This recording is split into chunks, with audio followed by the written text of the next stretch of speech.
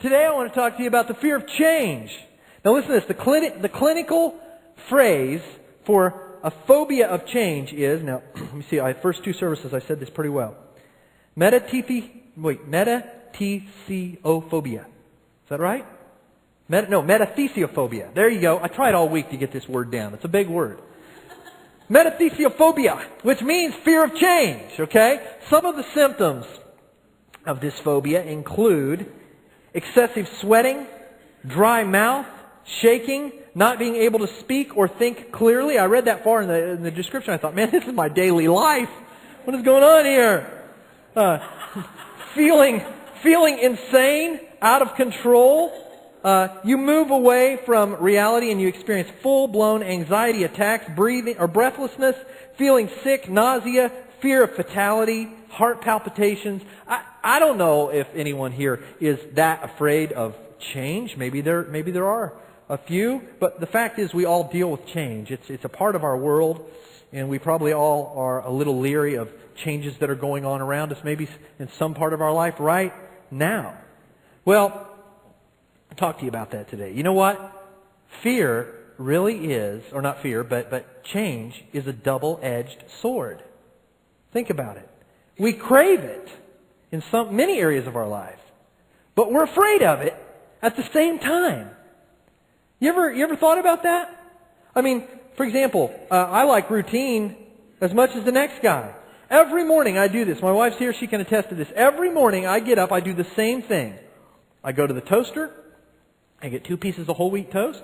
I get my all-natural peanut butter, the kind that's got the oil sitting on top. You know, you got to stir it in to make it work. And so you crank that in, you get your whole wheat toast, you spread that peanut butter on there. I have such a boring life. I grab a big glass of ice water, and I sit down, and I watch about 20 minutes of Steve and Gretchen and Brian on Fox and Friends, and that's how I start my day, every day. I like routine, and we all like certain routines in our life. At the same time, we crave change in ourselves, in our own lives. There are things about ourselves that we wish we could change. Thomas à Kempis, a wonderful church father of generations gone by, listen to what he says here. He says, "Be not angry that you cannot make others as you wish them to be, since you cannot make yourself as you wish to be." Is that not true? That is so true. And he's pointing out there, we all have areas in our own lives that we wish we could change, that we crave for change. Yet we're afraid of it. In entertainment, all right guys, it's football season.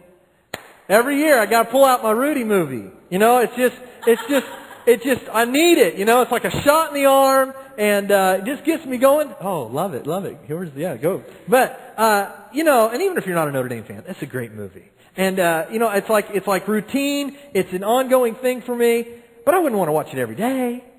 And, you know, in entertainment, we're always looking forward to that next new show or that new episode or whatever. We like a little spice, a little variety.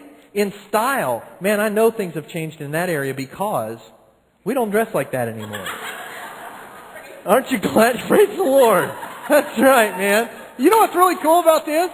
This guy, I mean, he really thinks he looks good. You know? And I'm sure in the day he did. He did. How many of us, be honest, how many of you in mothballs or bags somewhere have something that looks something like that? No? No, it's gone. Okay, well good. You know, but we don't dress like that anymore. Styles change. The world changes. Our culture changes. Even we experience change in the church all the time. Changes everywhere. The weather changes. The price of gas changes. Seasons change. People change. Next year, I just got notice on Facebook, next year is my 25th high school reunion. Wow. I'm going back to Anderson, Indiana to see all my old classmates. I've changed a little bit since 1985, you know? And I know that when I walk in there, they're going to see some people who have changed. I'm going to see some people. I went to my 20th and I was already starting to see a little less hair in certain places and a little more of my friends in certain places, and proportions have changed. And, you know, we all change. How about this? Whether eggs are good for you or not. You ever thought about that? When I was, all through my life, I've heard everything from, they're horrible, they're so full of cholesterol, you got to stay away from eggs. The next day I turn on the TV, the incredible edible egg. It's the greatest thing in the world. It's full of all these wonderful properties. It's just everything around us just is in flux, it seems, and is changing all the time.